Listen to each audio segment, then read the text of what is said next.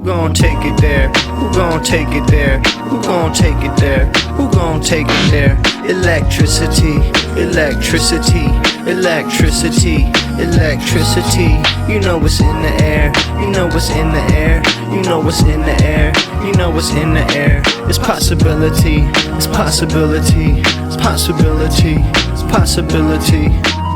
All right, so something I've been wanting to talk about on here, real juicy. Haven't seen too much chatter about it on YouTube, but more so on other platforms like Twitter and Blue Sky. But this journalist, Olivia Nuzzi, who became prominent some time back for having like flings with her sources, including RFK Jr. and others. This was a repeated thing that she did, getting sexually involved with her sources as a journalist, not only in a way that like she was using that to procure information, but in some cases compromising her as a journalist in terms of what she was willing to publish.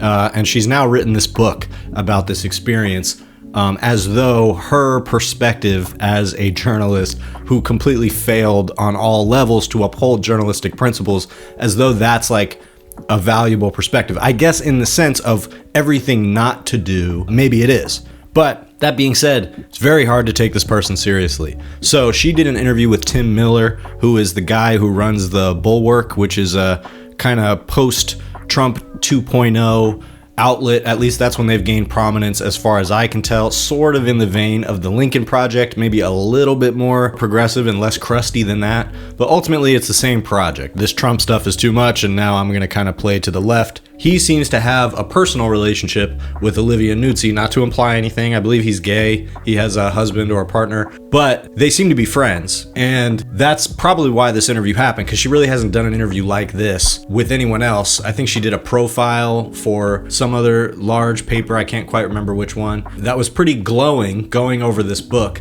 And so it kind of became this journalistic scandal of like, you know, this is, why are we upholding this person when all she has to offer is scandal? So I'll show you a clip from this interview. This was kind of an eventful interview, despite the fact that they're friends.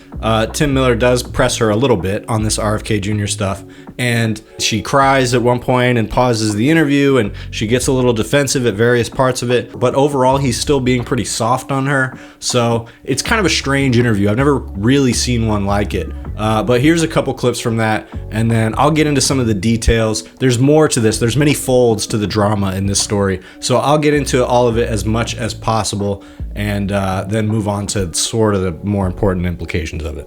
One of the stories that's come up, for example, that's in the book, you write about when, I forget what magazine, it was either New York or New York Magazine, was going to write about the bear story, where Bobby had taken a bear off the side of the road and left it in Central Park, I guess.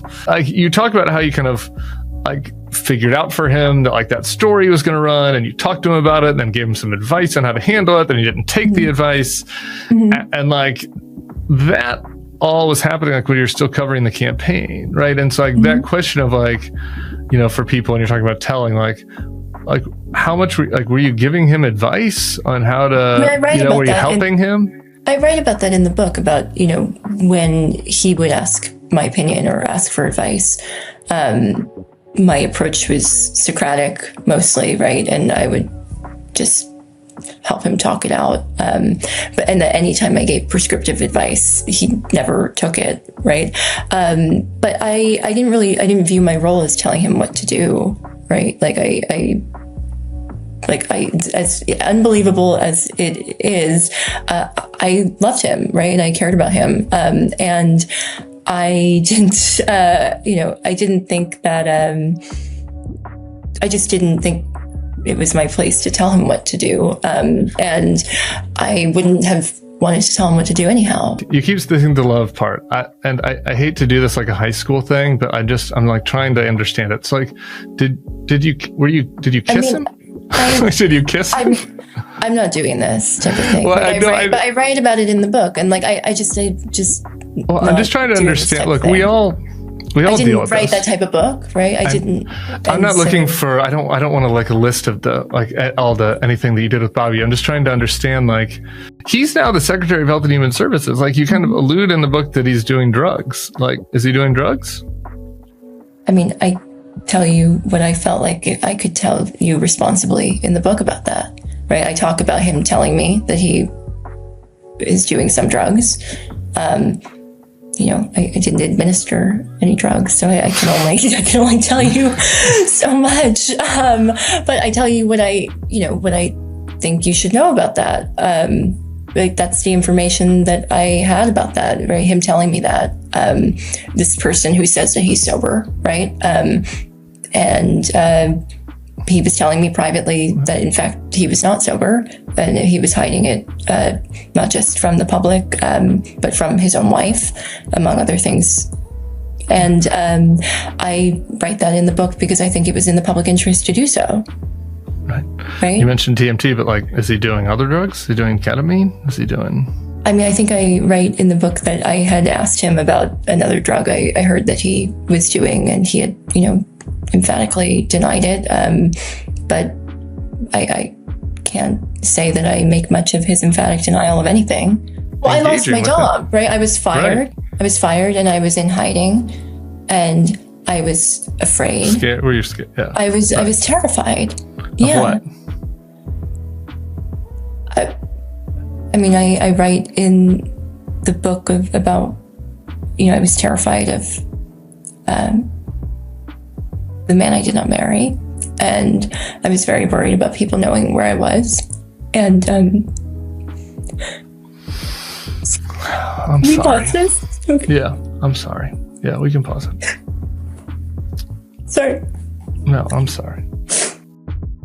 I was just scared in general, and I felt like I felt very vulnerable in general, and it was very clear to me by the time I made it out here that no one was going to protect me, right? That it seemed as though no one really had any boundaries. So the man she's referring to there as the man I did not marry is Ryan Lizza. That's the person that she was, I suppose, engaged to while all of this was happening. He was a former correspondent for The New Yorker, as well as multiple other outlets like CNN. He was fired from The New Yorker, and I believe he still works at CNN, or at least he was fired during some kind of Me Too thing that I don't really remember. But The New Yorker was the only outlet to fire him at the time. So he kind of runs his own sort of Substack style thing. And that's where he has been talking about this scandal from his perspective, essentially, when he found out that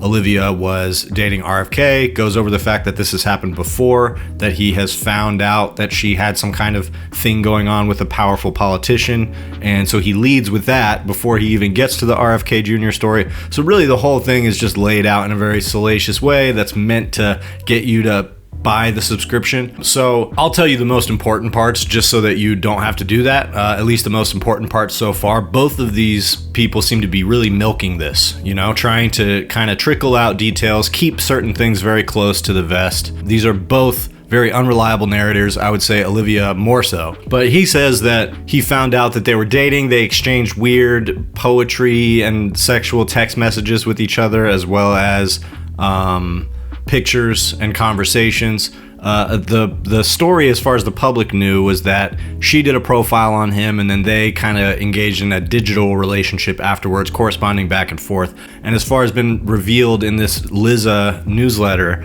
they had one plan to meet up at the rally where RFK announced his endorsement of Trump, and it didn't happen. So as far as them actually having a physical relationship at some point, supposedly that didn't happen. RFK Jr.'s people have said that he met her once in his life. So who knows what that means? We can't really believe any of these people necessarily. But Lizza really just wanted to dump all of the juicy details out there, kind of as a way to get back at her, but also to share some details about things that she's kind of not sharing. And at one point he had a phone call with RFK Jr. where he kind of confronts him about this and says that he was very blasé and kind of a dick about it, as though this is the kind of thing that has happened to him before, as well as this weird little hint about sort of a sting plan to record a conversation with Trump inside Mar-a-Lago, which didn't really work out. And there's this little hint that Lizza drops that something that was learned in that recording changes our understanding of recent history in Butler, Pennsylvania, which is where Trump got shot in the ear, kind of hinting at the fact that there was something that we didn't know about that turned out to be nothing. He never really reveals anything more about it.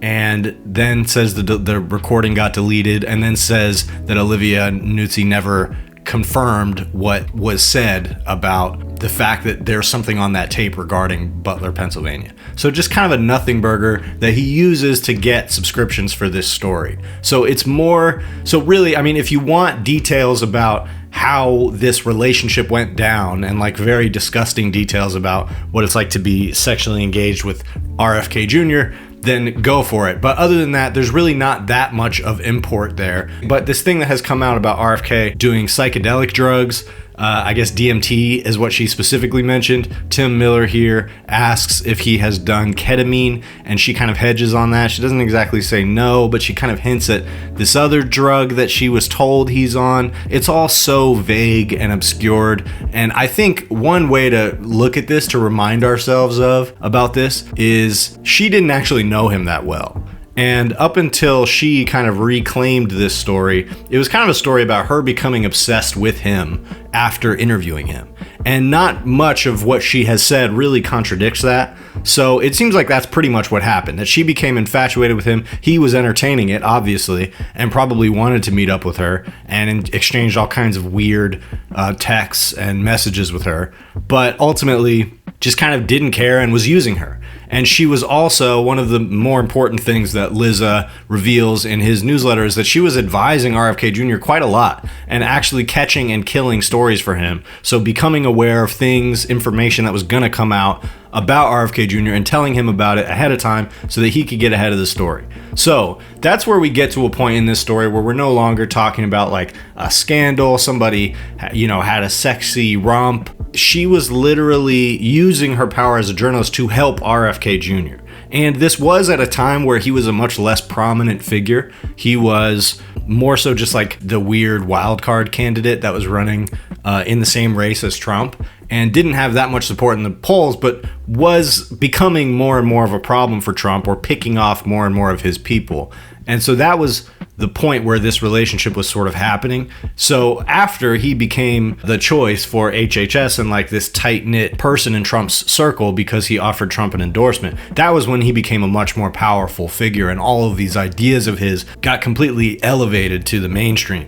And the thing is, though, that Olivia Nuzzi doesn't really seem to want to process the fact that she helped this person and the actual nature of this person politically at all. She'll kind of say like, I don't think it's good what he's doing. But at the end of the day, like, it's monumental in terms of how much of a contradiction of public health it is to have him in there.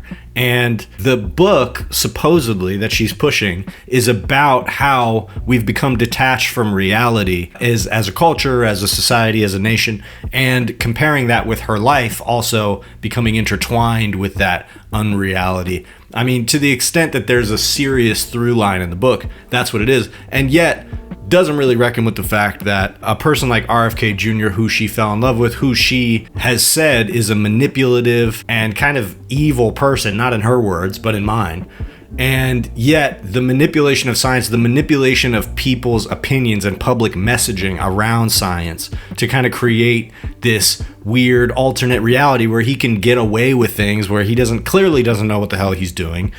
He's clearly under the consultation of drugs like DMT, which, to be fair, is one of the most based things about him. But given that he doesn't have a knowledge in the subject that he is administering policy about, that doesn't make me feel better. If we had like high level doctors doing DMT while they were in government office, maybe that would be kind of cool. RFK Jr., I don't really want to hear that about him. As well as this reference to other drugs that he might be on that we're not even allowed to know about. Like, it's just weird. And she, in deciding that she's going to make this story about herself and her perspective and what she did wrong and where it all went wrong in her life, and not about exhausting the details that she knows about these people that might be important, she has effectively made the story useless, because there's really not that much to get out of her story. It's only a little interesting, really, and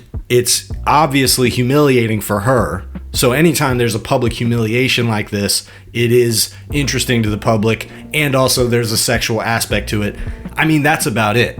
And she's kind of grasping for straws to apply more meaning to this than that, because she does not want to exhaust what she knows about high-level government figures, whether that's because she still has feelings for them, or she's afraid of them, or just doesn't really have it in her. Who knows? But the reality is, it's very hard to take her seriously, and she has this air about her of gravity and seriousness. And yet, if she took this seriously truly, like she wants us to think that she takes this seriously and knows that she fucked up, and it isn't really about redeeming herself, but it's more about, laying out how all this happened and what exactly it means. But if she really took this seriously, what she would do is she would put all of the information out there, and then she would disappear. She would go away because she was a journalist, and she failed to uphold the public trust as a journalist. Not just in the fact that she was sleeping with people behind the scenes, which I'm sure happens a lot in the journalism world. They're all cavorting with one another. But the fact that she was kind of operating as a campaign hand and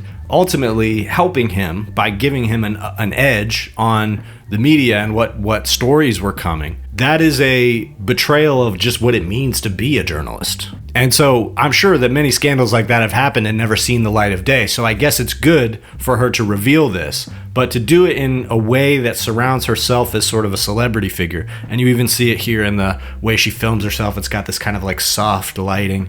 She's clearly presenting herself. And as others have noted, seems to be trying to catapult into like a career of different prominence, more as a writer or something like that. Clearly, she's not going to go away. This is a personality obsessed person, and she's going to try to use this to catapult forward. So there's no need to give her or Ryan Lizza any money. There's plenty of articles written about this at this point that will tell you everything that's important that's in this book and in his newsletter, and ultimately it's not much, because the real important thing is RFK Jr. is currently trying to alter the vaccine schedule for children that have nationwide implications, and in some cases would make it so that certain diseases like measles are not vaccinated for when kids go to school. And this goes along with decline in percentages of people that believe in vaccines and trust in vaccines, not as a result of COVID or the COVID vaccine failing to inoculate people against the virus, but because of people like RFK Jr. and Joe Rogan, who spread this constant misinformation about vaccines specifically, which people have a lot of anxiety about because it's tough for them to understand what it means, and the idea of injecting something into your body, especially a child at a young age, it's unnerving for people, and so it's a good vector point for misinformation. And so somebody like RFK Jr., who doesn't really know much about anything, not an expert in anything, hasn't really excelled in anything throughout his life, he's able to exploit that little tiny pinhole in public trust and use it to leverage himself into a spot in the administration, and useful idiots like Olivia Nuzzi, who never even got to sleep with him, apparently, since she wanted to so badly, were just useful tools to him in stepping to that position. So, she wrote this story about unreality and how America's breaking from reality. And I think she references this idea of misinformation, etc. But to be so close with this guy, who is the number one pusher of something that's not just like vague misinformation. People not trusting vaccinations, not vaccinating their kids when they go into school, generations of kids being raised that way, it's going to lead to more people dying of these diseases. There's no two ways about it. That's the way this works. They only work if there's a broad blanket of people taking them across society. So if the faith, the public trust, has eroded because of misinformation agents like RFK Jr., that is going to lead to deaths. Maybe one of the most consequential things about the Trump administration. So frankly, from Olivia Nuzzi, anything less than putting all information that you have to the end of removing RFK Jr. from power. Tim Miller says that you could have put this stuff out there to try to prevent him from getting into power when he was being confirmed in the Senate. Matt Gaetz was prevented from getting in that position because of stuff that came out about him. The same thing could have happened for RFK Jr., and it didn't. And Olivia Nuzzi didn't really try that. And she said it was because she was scared, but I'm not taking that as an answer given how much she willingly helped RFK Jr. and still doesn't even want to say that many bad things about him.